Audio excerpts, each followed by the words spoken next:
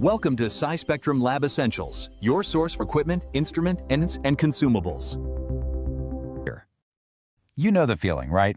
You see a sparkling clear swimming pool or a perfectly pristine glass of water.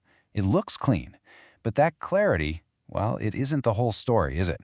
It doesn't tell you a thing about the invisible stuff, the bacteria, the algae, and all the other gunk that could be lurking in there. So what if I told you there's one powerful number that acts like a real-time scorecard for your water, a dynamic reading of its actual ability to clean itself?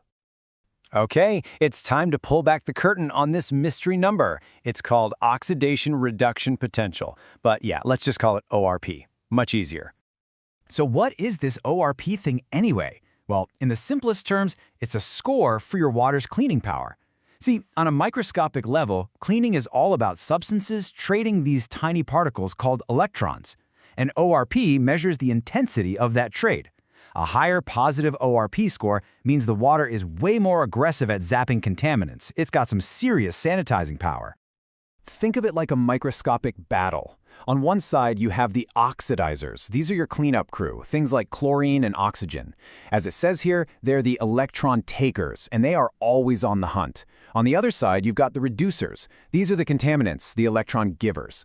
When an oxidizer swoops in and steals an electron from a contaminant, it basically breaks it down and neutralizes it.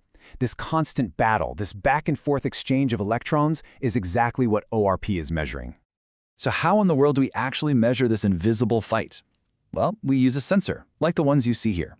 When you stick it in water, its special little electrode acts like a referee for that electron exchange, measuring the electrical voltage it creates. And that voltage, which we read in millivolts, becomes our ORP score. It literally makes that invisible chemical battle visible as a number we can track. Okay, let's get into it, because this isn't just theory for a science class. This number has some really practical, everyday applications that, affect our health and safety.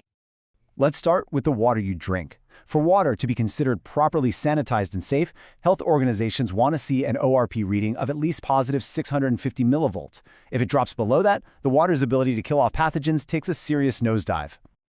Now, let's talk about swimming pools. They're a whole different beast, right? I mean, they're exposed to a much higher load of contaminants. Sunscreen, sweat, you name it. So they need a stronger sanitizing punch. The sweet spot here is a bit higher, somewhere between 700 and 750 millivolts, to keep that water safe for everyone. But here's where it gets really interesting. Higher isn't always better. Different situations need different things. Take hydroponics, where plants are grown in nutrient-rich water. The goal here isn't just sanitation, it's also making sure the plants can absorb nutrients. And for that, the sweet spot is a much lower range, between plus 300 and 400 millivolts. And this table just lays it out perfectly. It's a delicate balancing act. If the ORP drops too low, you're looking at contamination and root rot. But if you push it too high, that strong oxidation actually starts to damage the plant's roots. It's a fantastic example of how ORP isn't just a simple pass-fail score. It's a tool for fine-tuning a very specific environment. But fine-tuning that number? Oh, it is not always that simple. In fact, trying to manage ORP can be incredibly challenging, because the readings can fluctuate like crazy. And that brings us to the twist in our story. This quote from a real pool owners forum just says it all. You can feel the frustration, right?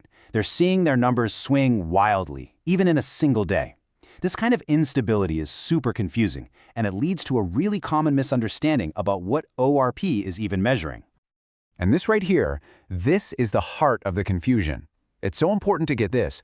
ORP measures sanitation activity, not the amount of sanitizer. Let me put it this way. You could have a ton of chlorine in your pool, but if that chlorine is just being lazy and not working, your ORP is going to be low. ORP tells you how hard your sanitizer is actually working, not just how much of it is in the water. And there are so many things that can make that sanitizer lazy. A high pH, for instance, basically handcuffs your chlorine, making it way less effective, so your ORP drops, even if your chlorine level is technically fine. Higher water temps, sunlight, dirt and debris, even the amount of dissolved stuff in the water, it all plays a role in that final number. And sometimes, the problem isn't the water at all, it's the tool you're using.